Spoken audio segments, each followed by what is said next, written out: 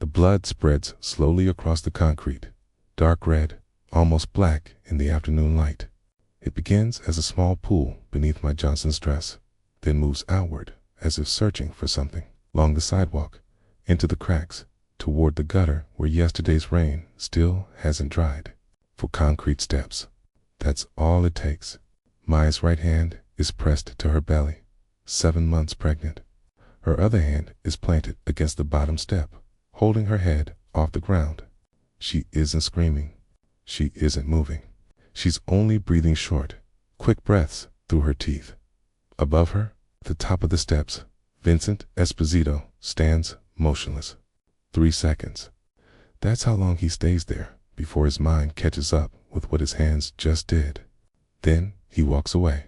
Not runs, walks. Hands in his pockets, head down, like just another man walking along Lenox Avenue on a Friday afternoon. Like he didn't just shove a pregnant woman down for concrete steps. Outside a grocery store with 6 people inside, Mr. Chen is the first to come out. He's 63 years old. He's run Chen's Grocery on Lenox Avenue for 18 years, 14-hour days, 6 days a week. He doesn't run anymore. His knees are bad. His back is worse. But now he runs. He drops to his knees beside Mai. His hands hover over her, not touching, unsure where to touch. Mai, can you hear me? Mai barely nods. Her eyes stay closed. I'm calling an ambulance. Don't move. Please, don't move. Chen stands, runs back inside, lifts the phone with shaking hands, and dials. The operator answers. Emergency services. Ambulance. Pregnant woman fell. Lenox Avenue. Chen's Grocery. She's bleeding. What's the address? Chen gives it. The operator says the ambulance is on the way. Chen hangs up. He knows how long it takes for an ambulance to come to Harlem for a black woman. He goes back outside. Mai hasn't moved.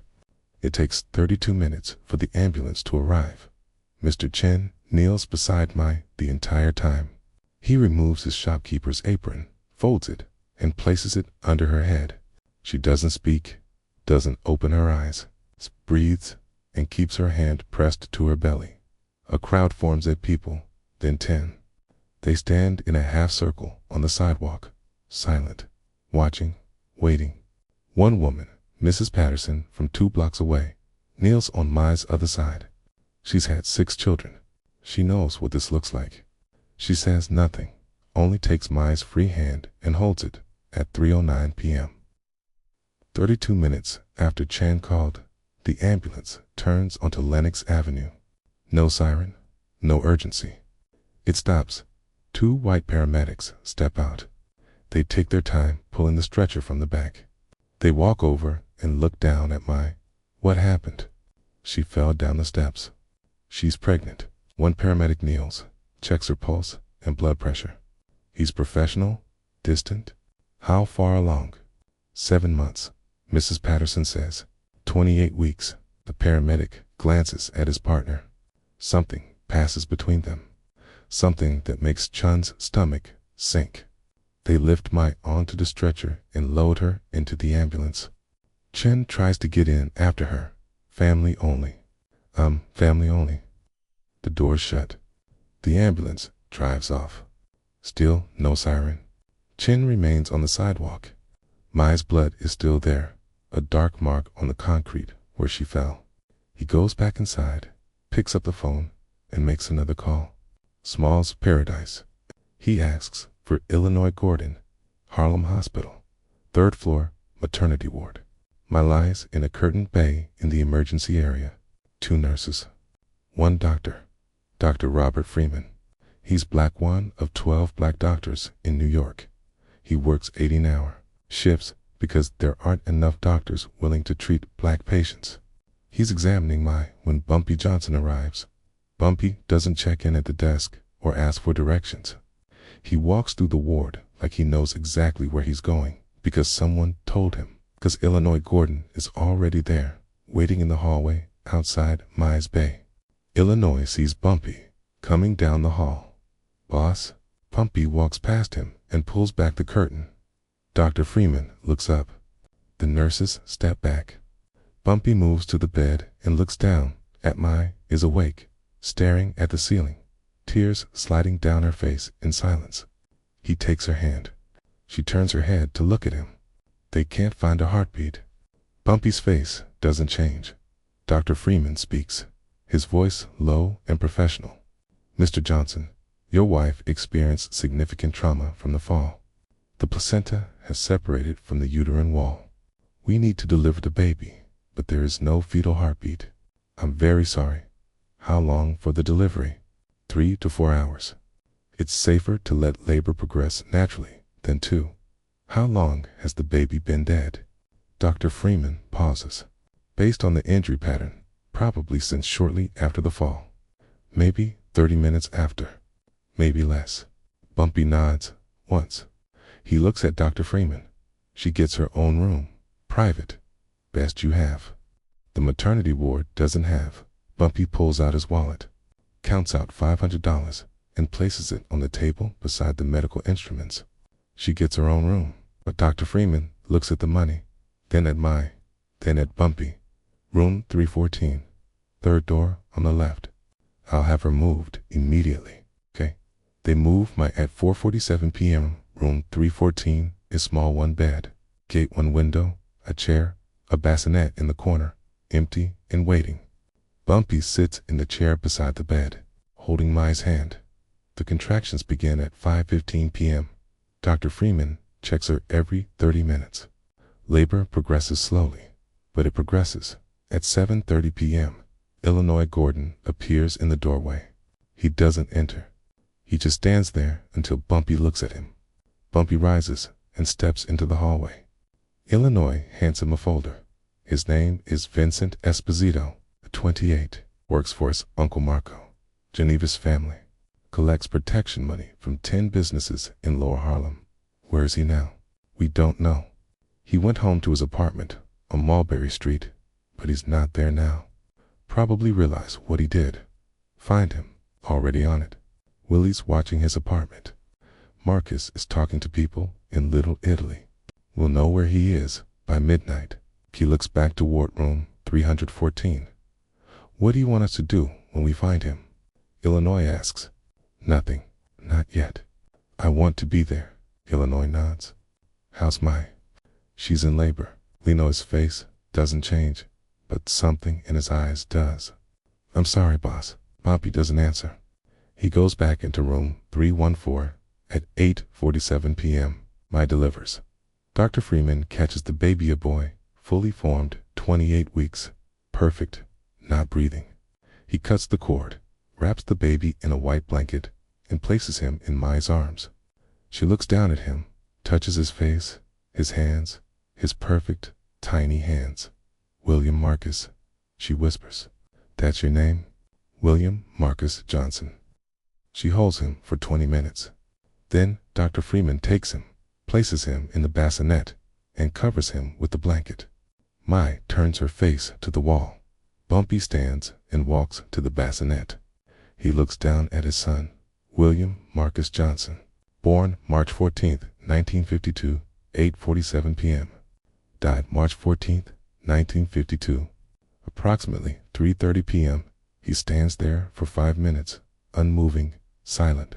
Finally, he reaches down and touches his son's hand with one finger. Cold. He turns to Mai, facing the wall. I don't want him dead, she says. I want him broken. I want him to need someone to feed him, dress him, wipe him. I want him to be what he killed, helpless, dependent, suffering. She pauses. Can you do that? Yes, Bumpy says. I promise. She turns to look at him.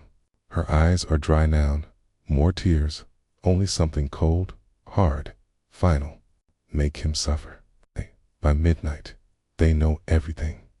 Vincent Esposito, 28 years old, lives with his parents, Tony and Maria Esposito, at 247 Mulberry Street, second floor apartment. He has never lived anywhere else. He works for his uncle, Marco Esposito, Genevieve's capo, running protection. Gambling, loan sharking, Vinny's territory 3 blocks in Lower Harlem. 10 businesses, $50 a week from each. Small time attest. Family business. Ballanate Restaurant. Tony's Place, 20 years. Esposito, trucking 12 trucks, run by Vinny's older brother. Various gambling operations. Marco is worth maybe $200,000 total. Vinny's routine is fixed. Collections, Friday afternoons. Drinks at Johnny's Bar, Friday nights. Sunday dinner at Marco's house in Queens. Predictable. Current location, unknown. Illinois. Willie Lee, Marcus Cole, and Quick Jackson sit in Bumpy's office on 132nd Street. The backroom door is closed. Bumpy spreads the information across the table. We have 48 hours. After that, the Genovese family figures out what's happening and moves to stop us. So we move fast. What's the play? Willie asks. We take everything. The businesses, the money, the reputation, and we take Vinny. Kill him. No, my wants him alive. She wants him broken. Marcus speaks.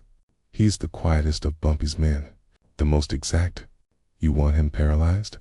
Yes. How paralyzed? Completely, neck down. Can't move. Can't feed himself. Can't do anything. Like a baby. Marcus is silent for a moment. That's possible, but it's surgical. You have to break the spine at exactly the right place. The C1 vertebra, where the spine meets the skull. Break it clean. Sever the spinal cord. He's paralyzed. But you can't damage the brainstem. That would kill him. Can you do it? I've done it once. Korean War, Chinese prisoner. An officer wanted him alive for questioning, but immobile. I used a rifle butt. It worked. Will you do it? Marcus looks at Bumpy. What did he do to my? He pushed her down concrete stairs. She was 7 months pregnant. She lost the baby. Marcus nods. I'll do it. Vinny is at his Uncle Marco's house in Queens. Marco called him after hearing what happened. Told him to come immediately. Bring nothing. Tell no one. Vinny arrived at 11 p.m., frightened, shaken. Marco didn't yell, didn't hit him, just sat across from him at the kitchen table. Tell me exactly what happened, Vinny told him. The grocery store, the pregnant woman, the push, the fall, the blood. Did you know who she was? No, just some colored. Marco raised his hand. Don't say that word, not to me. Not ever again. Uncle Marco, do you know who that woman is? No, my Johnson, wife of Ellsworth, Bumpy Johnson. Vinny's face drained of color. You pushed Bumpy Johnson's pregnant wife down the stairs. She lost a baby. Vinny couldn't speak. You know what happens now? Marco said. Bumpy Johnson is going to destroy us. Not kill us, destroy us. Our businesses, our money, our reputation. And then he's going to come for you. You can protect me. You're a capo. You have men. I can't protect you from Bumpy Johnson in Harlem. Nobody can. And even if I could, I wouldn't. You violated the rules. You hurt a civilian, a pregnant woman. You brought shame on this family. What do I do? Marco stood. You pray that when he comes for you, he makes it quick. But he won't, because you killed his son. At 2 a.m., Vinny is in Marco's guest bedroom. 6 bodyguards are in the house, all armed. Vinny hasn't slept. He's sitting on the bed, staring at the wall. At 2:17 a.m., the lights go out. The bodyguards react instantly. Flashlights on, guns out, checking windows, doors. At 2:18 a.m., the windows shatter, every one of them at once. Canisters fly in. Tear gas. The bodyguards last maybe 40 seconds. No masks. They try to reach doors, stairs, anything. They don't make it by 2:20 a.m. The house is quiet, except for coughing. At 2:22 a.m., Bumpy's men enter. 4 of them wearing gas masks, clearing rooms. They find Vinny in the guest bedroom. He's on the floor, crawling toward the window, crying, coughing. Marcus Cole drags him to his feet. Vincent Esposito. Vinny nods. You're coming with us. They take Vinny to an abandoned warehouse in Red Hook, Brooklyn. No cameras. No witnesses. The inside is empty except for a single chair, metal, bolted to the concrete floor. They place Vinny in the chair, zip tie his wrists to the armrests, his ankles to the legs. Then they wait. At 3:15 a.m., Bumpy walks in. He's alone, no other men, just him. He's wearing the same clothes he wore to the hospital. A gray suit, white shirt, no tie. The shirt is stained with blood from the delivery. He walks to where Vinny is sitting and stops 3 feet away. He doesn't speak. He just looks at him. Vinny is crying. Mucus runs down his face. He tries to form words, but they won't come. Bumpy waits. Finally, Vinny manages to speak. Please, I'm sorry. I didn't know who she was. I swear I didn't know. Bumpy says nothing. It was an accident. I didn't mean you pushed her. Vinny stops and looks at Bumpy. You put your hands on my pregnant wife. You pushed her down concrete stairs. 4 stairs. That's all it took. 4 stairs. And my son is dead. I'm sorry. You're not sorry. You did it. You're sorry she was my wife and not just some random colored woman you could push around. No, if she wasn't my wife, if she was just some woman whose name you didn't know, you'd be at Johnny's bar right now, drinking, laughing about it. This colored woman got in my way, so I moved her. That's what you'd be saying. Vinny doesn't answer, because it's true. Bumpy steps closer. My wife asked me not to kill you. Do you know why? Vinny shakes his head. Because death is mercy. Death is easy. She doesn't want you to have easy. She wants you to suffer. She wants you to feel what she feels, helpless, unable to do anything, dependent on others for everything. Understanding spreads across Vinny's face. So that's what you're going to become. You're going to be what you killed. A baby. Unable to move. Unable to feed yourself. Unable to go to the bathroom by yourself for the rest of your life. Please, just kill me, please. Oh. Bumpy turns toward the door. Marcus Cole enters. He's carrying something wrapped in cloth. He sets it on the floor and unwraps it. A metal bar, 3 feet long, weighted at one end. He picks it up and tests the weight. You've done this before, Bumpy says. Not a question. Once Korea, it worked. Show me where you'll hit him. Marcus steps behind Vinny's chair and points to the base of Vinny's skull. Here, see 1 vertebra where the spine meets the skull. Break it clean, the spinal cord severs. Everything below the neck stops working, but the brainstem stays intact. He can breathe. He can swallow. His heart will beat, but he won't move anything else. Not his arms, not his legs, not his fingers, nothing. Will he be able to speak? Maybe. Depends on diaphragm control. It'll be weak. He'll whisper, but he'll know. He'll know what happened to him every day for the rest of his life. Bumpy looks at Vinny. Last chance to beg. Vinny is hyperventilating, straining against the zip ties. They don't break. Please, I have money. My uncle has money. We'll pay you whatever you want. Please, I don't want your money. I want you broken. Bumpy nods at Marcus. Marcus takes position, measures distance and angle. He raises the bar. Don't move. If you move, I might kill you by accident. Vinny sobs. Please, Marcus swings. The sound is bone on bone. A sharp crack that echoes through the warehouse. Final. Vinny screams, then stops. His mouth is open. His eyes are wide. No sound comes out. Marcus steps back and watches. Vinny's hands remain on the armrests. He tries to move them, to make fists, to pull free. Nothing moves. He looks down at his hands, stares, tries again. Nothing. His legs. He tries to move them, to stand, to kick. Nothing. Panic floods his face. His breathing becomes fast, shallow, frantic. He tries to scream again. It comes out as a whisper. I can't move. Marcus kneels in front of him, pulls a small penlight from his pocket, shines it into Vinny's eyes. Both pupils react normally. He touches Vinny's arm. No response. He pricks Vinny's hand with a pocket knife. Vinny doesn't flinch, doesn't pull away. Can you feel this? Vinny stares at his hand, at the small bead of blood forming where Marcus cut him. No. Marcus touches Vinny's face, then his neck above the break. Yes, the break is clean. Complete spinal cord severance at C1. He's quadriplegic. It's permanent.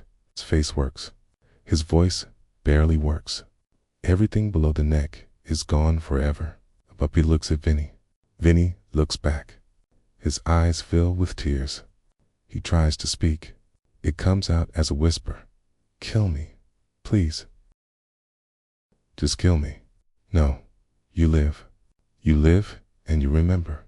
Every day, every hour, every minute. What you did, what it cost you, what it cost your family. Please, you're going to wake up tomorrow in a hospital bed. You won't be able to move. You won't be able to feed yourself. Someone else will do everything for you, change your clothes, wash you, feed you, wipe you when you soil yourself, because you won't even be able to control that anymore. Vinny is crying, silent tears sliding down his face, and every day for the rest of your life, you're going to wish I'd killed you. But I didn't, because that's what my wife wanted. She wanted you to suffer, so you're going to suffer. Bumpy turns to Marcus. Clean him up. Take him to Queens General. Leave him at the emergency entrance. Your boss, if we cut him loose, he can't move anyway. No. Leave him in the chair. Let them find him like this. Let them see what happens to people who touch my family. Queens General Hospital. Emergency entrance. The night security guard is making his rounds when he sees the van black. No plate sidling in the ambulance bay. He walks toward it to tell them they can't park there. The van pulls away before he reaches it. On the ground in the ambulance bay is a metal chair with a man strapped into it. The guard moves closer and sees the man's face. He's conscious. Eyes open. Mouth moving. The guard kneels. Sir, can you hear me? The man's eyes focus on him. His mouth moves. No sound at first, then a whisper. Help me. The guard notices the zip ties and tries to pull them free. They're too tight. I'll get help. Hold on. He runs inside and returns with 2 nurses and an orderly. They wheel the chair into the emergency room. Under the lights, they see the note pinned to the man's shirt. Vincent Esposito. C1 spinal fracture. Quadriplegic. This is justice at 5:30 a.m. The on-call neurosurgeon, Dr. Kenneth Walsh, examines Vinny. X-rays confirm a complete fracture at C1. The spinal cord is severed. A clean break. Dr. Walsh has seen injuries like this before: car crashes, diving accidents, falls from great heights. He has never seen one this precise. Can you fix it? A nurse asks. Dr. Walsh studies the X-ray for a long moment. No, the spinal cord is severed. There's no surgery that can repair this. He's quadriplegic, permanently. Up. He looks down at Vinny on the gurney. Vinny is staring at the ceiling, not blinking, not moving. How old is he? The nurse checks the chart. 28. Dr. Walsh shakes his head. He could live another 60 years like this. At 6 a.m., they move Vinny to the ICU monitors. 4. Catheter. At 6:15 a.m., the hospital calls the number found in his wallet. Marco Esposito answers on the first ring. He hasn't slept. Mr. Esposito, this is Queens General Hospital. Your nephew Vincent has been admitted. You should come right away. March 16th, 7 a.m. Marco Esposito walks into the ICU. He sees Vinny in the bed tubes, wires, monitors. Vinny's eyes are open. They follow Marco as he approaches. Marco sits in the chair beside the bed. He doesn't speak. He just looks at his nephew. Finally, "Can you move?" Vinny's mouth moves. The whisper is barely audible. "No? Anything?" "No." Marco nods, as if he expected this. The doctor says it's permanent. Vinny's eyes fill with tears. "I'm sorry, Uncle Marco. I'm so sorry." Marco stands and looks down at him. "You cost us everything. The businesses are gone. Our reputation is destroyed. Your father's restaurant is closed. Your brother's trucks are ruined. And now we have to take care of you, feed you, bathe you, change you for the rest of your life. Please, you did this. You pushed that woman. You killed that baby. And now you're going to live with it every day, every hour, for the next 60 years. Marco walks to the door and stops. He doesn't turn around. "I warned you. I told you not to make enemies. You didn't listen. Now you'll have 60 years to think about what you should have done differently." He leaves. Vinny stares at the ceiling. He tries to move his fingers. Nothing. His toes. Nothing. He tries to scream. It comes out as a whisper. Nobody comes. March 17th. Vinny's mother, Maria, visits. She's 61 years old. She's been crying since Marco called her the day before. She sits in a chair and takes Vinny's hand. His hand is warm, but it doesn't squeeze back. It doesn't move at all. "Vinny, my baby, what did they do to you?" Vinny looks at her and tries to speak. "I'm sorry, Mama." She. "Don't talk. Save your strength." "I can't move, Mama. I can't feel anything." She starts crying again. A nurse enters. It's time for Vinny's feeding. Maria watches as the nurse threads a tube down Vinny's throat and pumps liquid nutrition directly into his stomach. She watches as the nurse changes his catheter bag. She watches as the nurse turns him onto his side to prevent bed sores.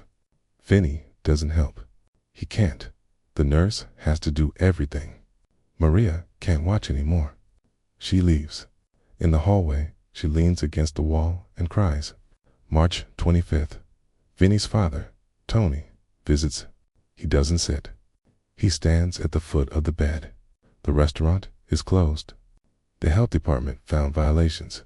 It'll cost $50,000 to fix. We don't have $50,000 because we have to pay for you.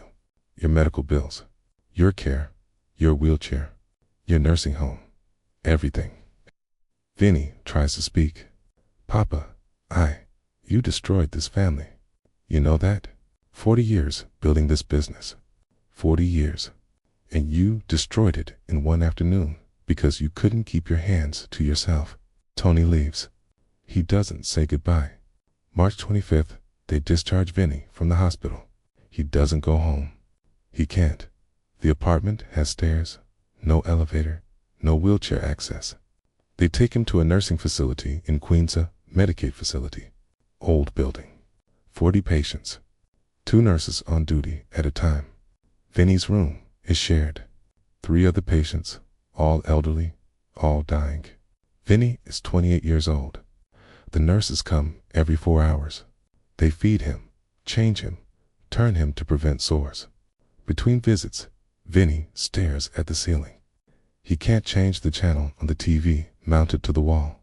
Can't reach the call button if he needs help. Can't do anything. He lies there and waits. 3 years later. Vinny is 31 years old. He hasn't moved in 3 years. Not his arms. Not his legs. Nothing below his neck. He has a pressure sore on his lower back. The nurses try to prevent them by turning him every few hours, but it isn't enough. The sore is infected. It smells like rot. He has pneumonia again his 4th time. It happens when you can't move. Fluid builds up in your lungs. You can't cough it out. It just sits there and festers. His father hasn't visited in 2 years. His mother comes every Sunday. She doesn't stay long, 10 minutes, 15 at most. She holds his hand, cries, and leaves. Uncle Marco paid for the nursing home for the first year, then stopped. He said the family couldn't afford it anymore. Now, Medicaid pays. The state pays. The nursing home gets $47 a day for Vinny's care.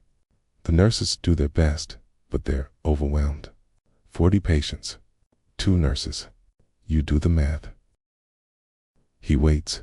8 years later. Vinny is 36 years old. He's been transferred to a different facility. The first one closed budget cuts. This one is worse. 6 patients to a room. 1 bathroom.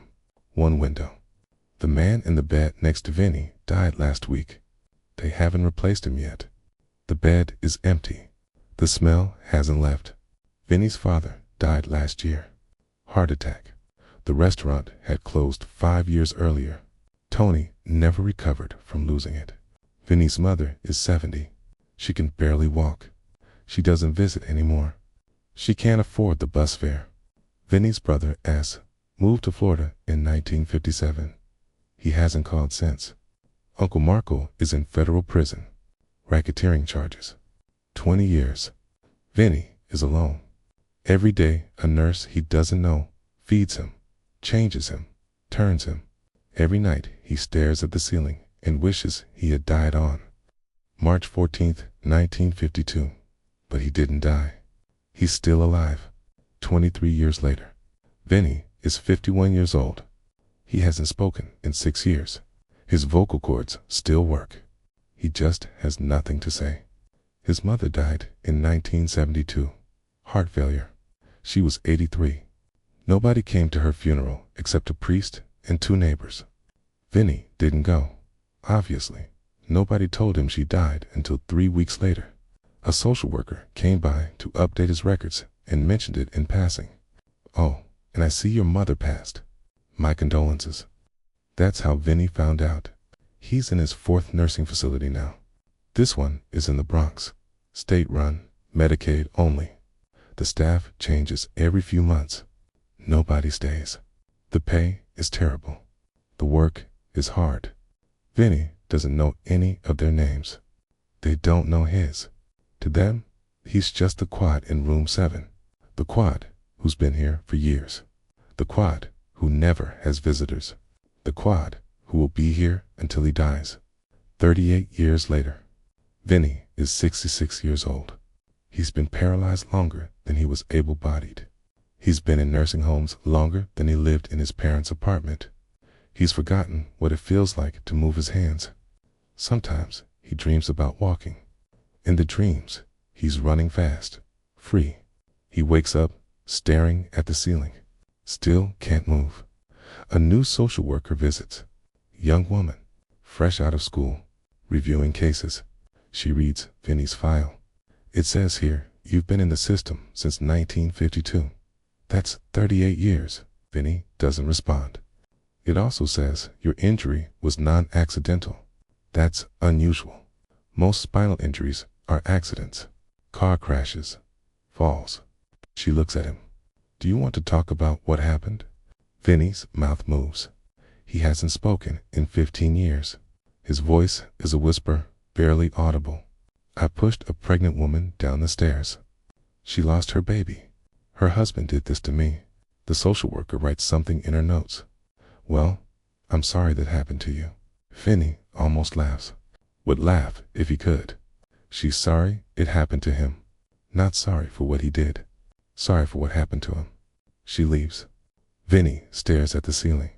43 years later. Vinny is 67 years old. It's March, early morning. Still dark outside. A nurse comes in for the 6 a.m. rounds, checking vitals. She checks the patient in bed 1 fine. Bed to fine. Bed 3. That's Vinny. She touches his wrist, checking his pulse. No pulse. She checks his neck. Nothing. She calls the doctor, on duty. The doctor pronounces Vincent Esposito dead at 6:17 a.m. March 14th, 1995, exactly 43 years after he pushed Bumpy Johnson down for concrete steps. Cause of death: respiratory failure, pneumonia, complications from quadriplegia. There's no next of kin listed in his file. No funeral is arranged. The state buries him in a potter's field on Hart Island. No marker, no headstone, just a plot number in a ledger. 6,891. That's Vincent Esposito's legacy. A number in a ledger. Mame Johnson, 2007. Mame is 86 years old. She's writing a memoir, working with a journalist, a young woman interested in Harlem history. They're sitting in Mame's apartment on 141st Street, the same apartment she's lived in since 1949. The journalist asks about Pompey, about his death in 1968, about Mame's life after. Then she asks, is it true about the Italian mobster, the one who pushed you? Mame is silent for a long time. Yes. What happened to him? He lived. But the stories are true. He spent 43 years paralyzed, alone in nursing homes. He outlived his parents, his brother, everyone. He lived to be 67. She pauses. That's worse than death. She looks at the journalist. That was the point. Did you ever regret it?